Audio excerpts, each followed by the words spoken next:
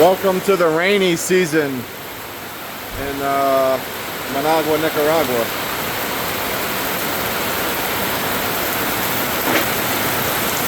Everything floods quick. Hopefully we can make it to our next location. We're going to a child sponsorship location that my ministry has, and the roads are all dirt and easily washed out, so I'm hoping for the rain to stop.